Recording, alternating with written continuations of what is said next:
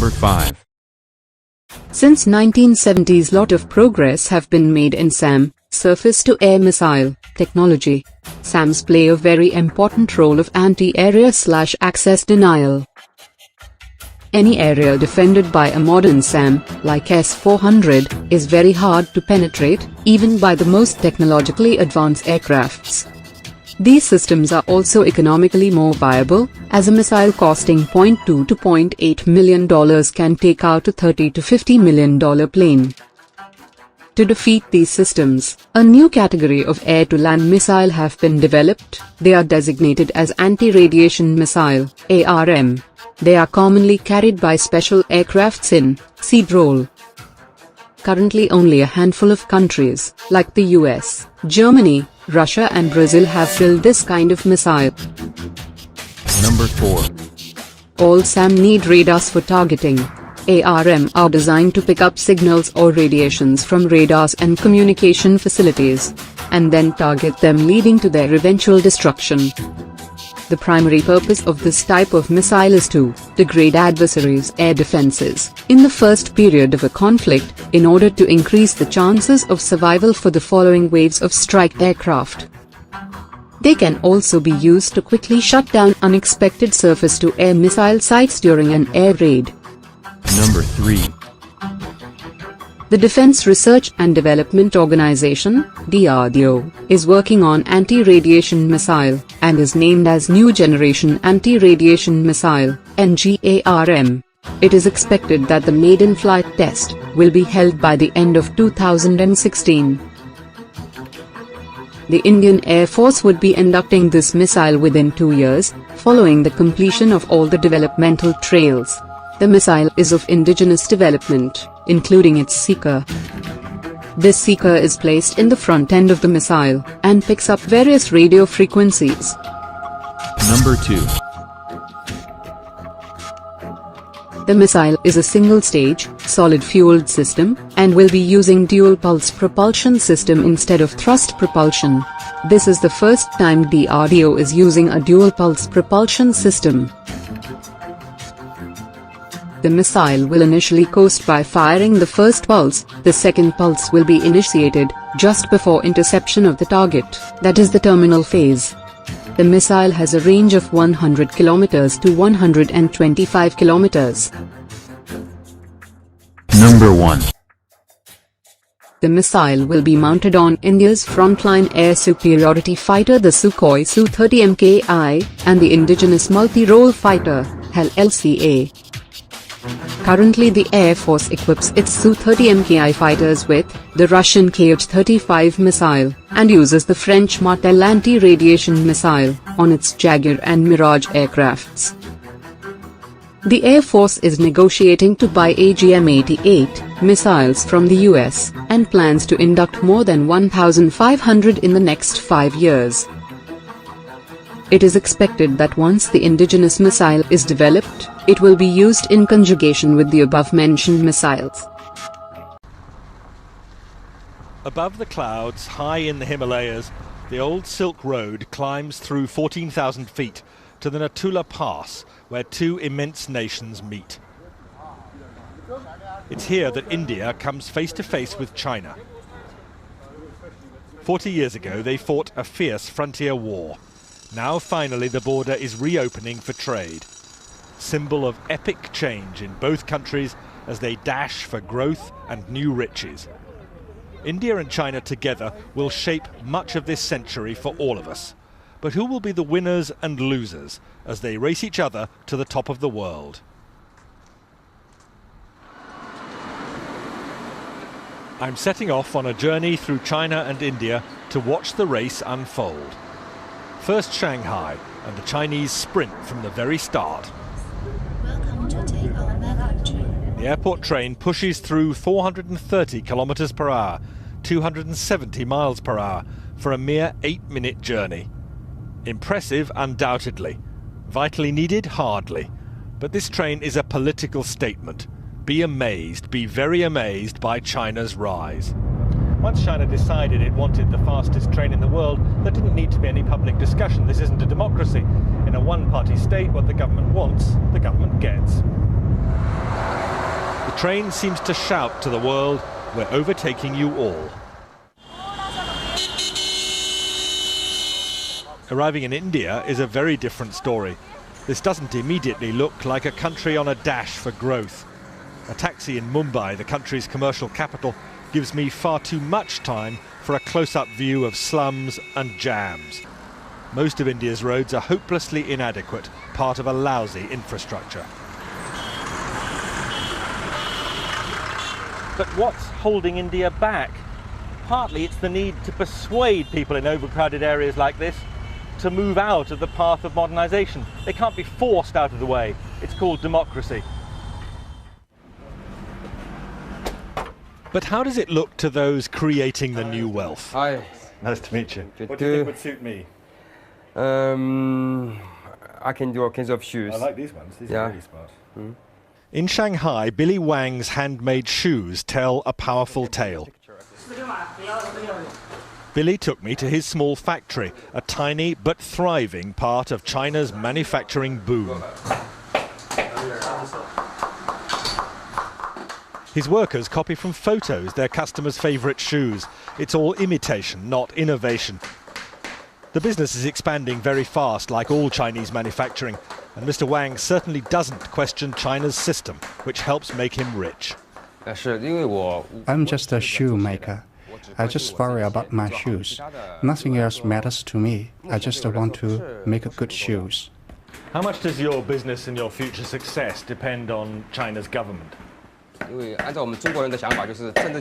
According to the Chinese way of thinking, the political system is decisive. Everything else comes second to this.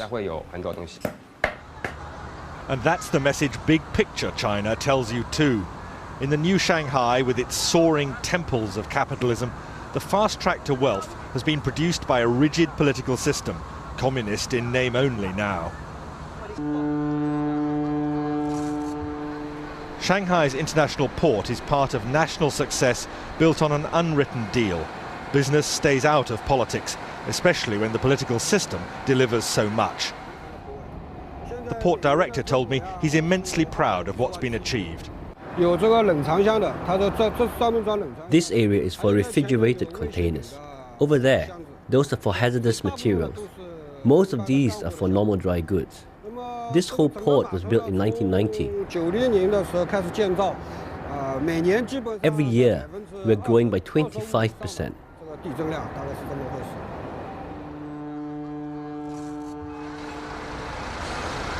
More than that, it's largely one-way traffic here. China doesn't buy much overseas, but produces vast quantities of goods for sale.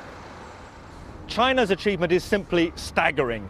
Single-minded, one-party government making clear decisions which mean that China dominates the export world. It's staggering to watch this.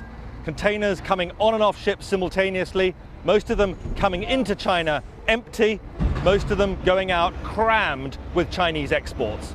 This isn't something that should worry just India, it worries economies across the world. A huge trade imbalance. Basically, we have a lot of construction going on right now just before the monsoons. But in India, young risk-takers are not dismayed by China's success. The story of Tarun Tadani in Mumbai is typical. All our designs are basically finalized. Tarun is a man in a hurry to share in India's consumer boom, happening now. Tarun, still only 22, cut short studies in America to create this fashion accessories business. And the emphasis here in his design room, unlike China, is on innovation, not imitation. Here is all our new production. Next door in the workshop, a small team churns out low-cost fashion accessories for eager buyers among India's spreading middle class. Tarun insists India's cheap labour, combined with superior design skills, make a winning formula. We never copy directly. We spend so much time, consistently trying to make new products, new designs, new things out there, finding new trends, just keep developing in new styles. So is this an exciting time to be doing business in India? It's an exciting time because you can see things happening, India is moving very fast, but it's like a boat. But if we can sail or we can even sink. I can't speak for the future, but I can definitely say it is definitely bright. It's a good path, and I think we are on the right track. And big picture India? Well, that stress on skills drives heavy industry too. Here at Mukand Steel, they can't compete with China's bulk bog standard production. Instead, they make only high-value specialist steels, meeting Europe's most exacting standards. I'll tell you, life does not get hotter than this. At the heart of a steelworks in India, midsummer, it's almost unbearable.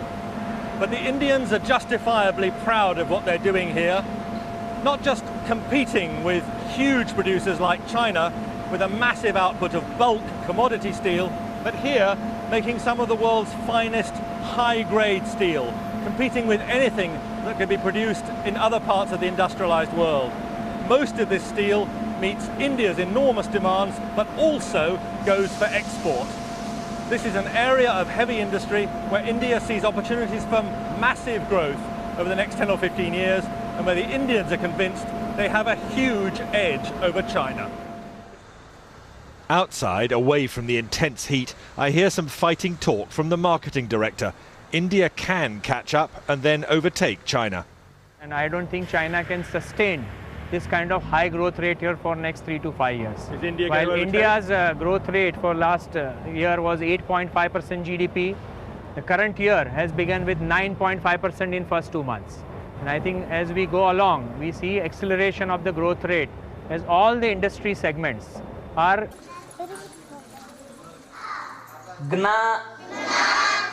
And fighting poverty means giving children skills which could lift them to jobs inside India's urban-led boom. An escape route from very low wages working the land. What would you spend it on? As it is, the headmaster sometimes despairs at the risk of perpetual poverty here. Resources, because uneducated parents, they are not sending their children properly to the school. Absentees, their children absentees, they are at least continuously nearly 10 to 15 days they are absenting. By that way, will not understand lessons properly. But if they get better educated, will that give them a different chance in life than their parents? I mean, is the future for them better? Definitely, sir. Definitely. Now look at this. Still India, but the contrast could hardly be more extreme. This is the breath-catching campus in Bangalore of Infosys, India's own homegrown software giant, and a major contributor to India's explosive growth. We have a faculty of 180 people who are faculties in computer science. This is possibly the largest computer science faculty anywhere in the world. Mohandas Pai, Infosys director, is showing me a vision of India's future. And the biggest emphasis of all here, no question, it's on teaching. Taking the highest achievers among India's college leavers to even greater heights. They see no limits to the country's future or their own. I want to leave a mark. I'm looking at making a difference somewhere down the line. It's not like everything is already done. So there's so much that's yet to be discovered, there's yet to be tapped. So that way, there's a lot of scope to make a difference. Is this an... India accounted for 14% of total weapons imports between 2011 and 2015. India remains the world's largest weapons importer over the 5-year period, according to latest report of the Stockholm International Peace Research Institute. India is not known to export defense equipments.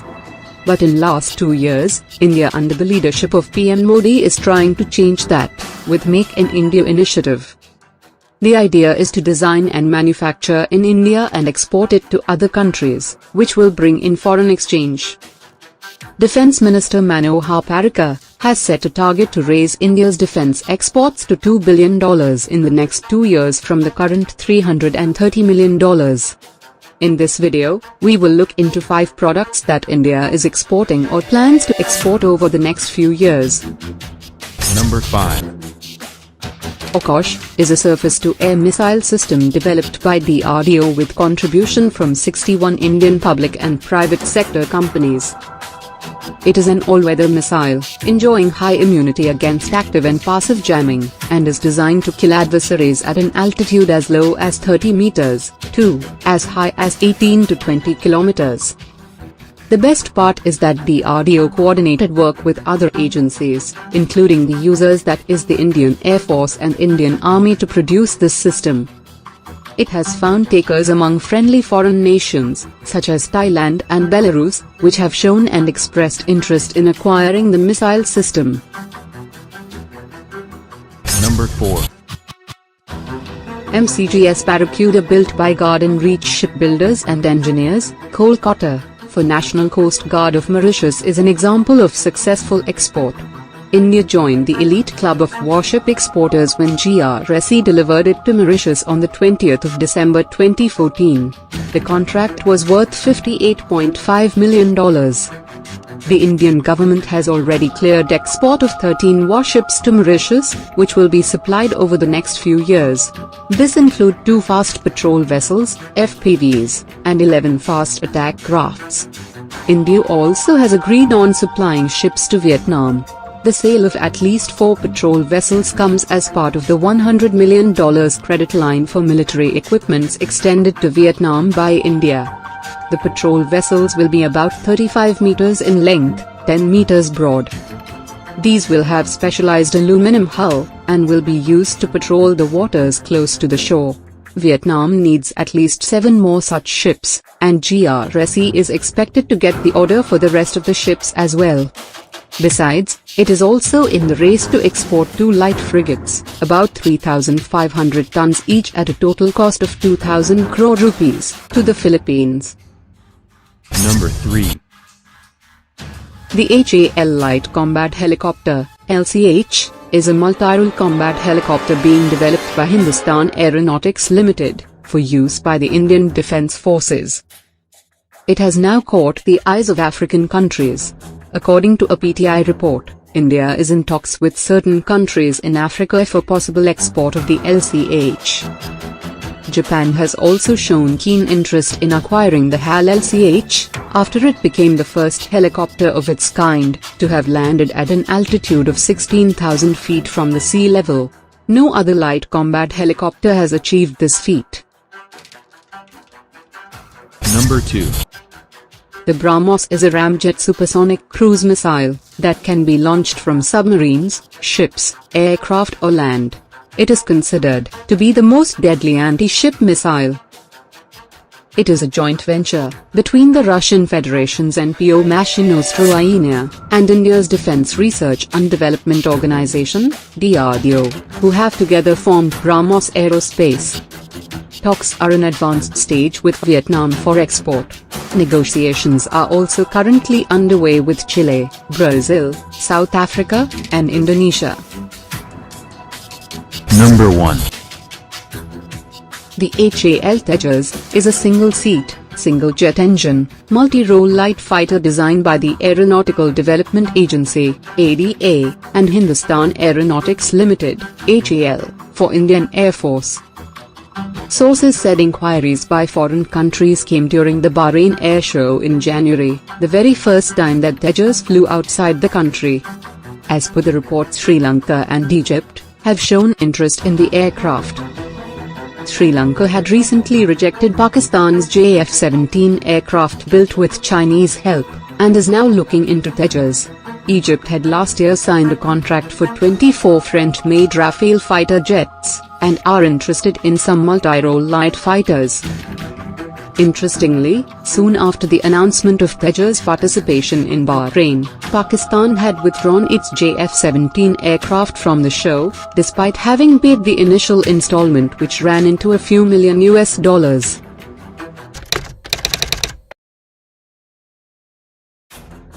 China has maintained very high economic growth over the last 20 years, and has become a major economic power.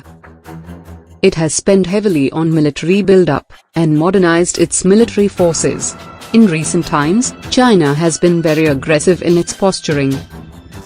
South China Sea dispute. China has reclaimed land through artificial methods, and set up airstrip for military use in disputed islands of South China Sea. Brunei, Malaysia, the Philippines, and Vietnam have claims to these islands, but have been shrugged aside by China. Non-claimants like USA, India, Australia and Japan want the South China Sea to remain as international waters with freedom of navigation, whereas China want to control this major tradeway. Dispute with India. In the past 2 to 3 years, Chinese troops have frequently strayed inside India's side of LOC. After a number of frequent incursions in Ladakh area, Chinese People's Liberation Army troops have been spotted at forward posts along the LOC on the Pakistani side of Kashmir. Also, they have built up massive infrastructure along the LOC, which can be very useful for troop movement in case of a conflict with India. Here is list of steps taken by USA. 1. The US sailed a guided missile destroyer within 12 nautical miles of the artificial islands, the first in a series of actions planned to assert freedom of navigation in the region. 2. The Pentagon has designed a new strategy for the 21st century, called Air-Sea Battle, a concept that combines air and naval forces to punch through the increasingly formidable defenses of nations like China. 3. An important part of air-sea battle calls for the military to operate from small, bare-bones bases in the Pacific, so that its forces can disperse to in case their main bases are targeted by Chinese ballistic missiles. The idea is to have enough US bases and Air Force capabilities peppered throughout the region, so that China would be too surrounded to safely attack in the event of a conflict. 4. One specific example is Saipan. The USA Air Force will expand the existing Saipan International Airport to accommodate cargo, fighter, and tanker aircraft, along with up to 700 support personnel. 5. In addition to Saipan, the Air Force plans to send aircraft on regular deployments to bases ranging from Australia to India as part of its bulked-up force in the Pacific. These plans include regular deployments to Royal Australian Air Force bases at Darwin and Tyndall, Changi East Air Base in Singapore, Korat Air Base in Thailand, Trivandrum in India. Other possible bases include Kubai Point and Puerto Princesa in the Philippines, and airfields in Indonesia and Malaysia. Here is list of steps taken by India. 1. From roads to military equipments, India is upgrading its defenses along Indo-China border. The Indian Army's operational capability along the China border will be getting a major flip, as 2 tank brigades are soon to be deployed in that region. According to latest reports, Defense Ministry has cleared the plan to raise 6 new armored regiments, that will be equipped with roughly 350 tanks. In addition, 3 mechanized infantry battalions will be raised, with 180 BMP-2 infantry combat vehicles. 2. Defense Ministry has also approved the induction of a 3rd regiment of BrahMos for deployment in northeastern sector along the China border. The BrahMos is a ramjet supersonic cruise missile having a range of 290 kilometers. Each regiment of BrahMos consists of around 65 missiles, 5 mobile autonomous launchers and supporting equipment. 3. India and the United States have agreed in principle to share military logistics. Washington and New Delhi have largely agreed to the terms of a new agreement that allows the 2 militaries to use each other's land, air and naval bases for resupplies, repair and rest. 4. India is ramping up its submarine fleet. India plans to induct about 20 new submarines in the next few years. Some of these submarines will be armed with indigenous K-4 missile for nuclear strike. To know more, see above cards. 5. India is participating in Exercise Malabar, a trilateral naval exercise involving the United States and Japan. Originally a bilateral exercise between India and the US, Japan became a permanent partner in 2000. Despite the statement by a top US Navy officer that Malabar was not directly aimed at China, there is very little doubt about who is the target. The exercise is conducted only about 400 kilometers from the contested Senkaku Islands. Scenarios include hunting for Chinese submarines, ships and countering hostile Chinese Navy. 6. India is providing active help to Vietnam, which is hotly contesting the South China Sea dispute against China. India has agreed on supplying ships to Vietnam.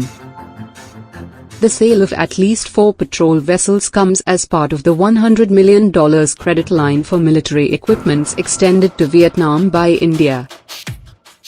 Vietnam needs at least 7 more such ships, and Indian PSU, GRSE is expected to get the order for the rest of the ships as well.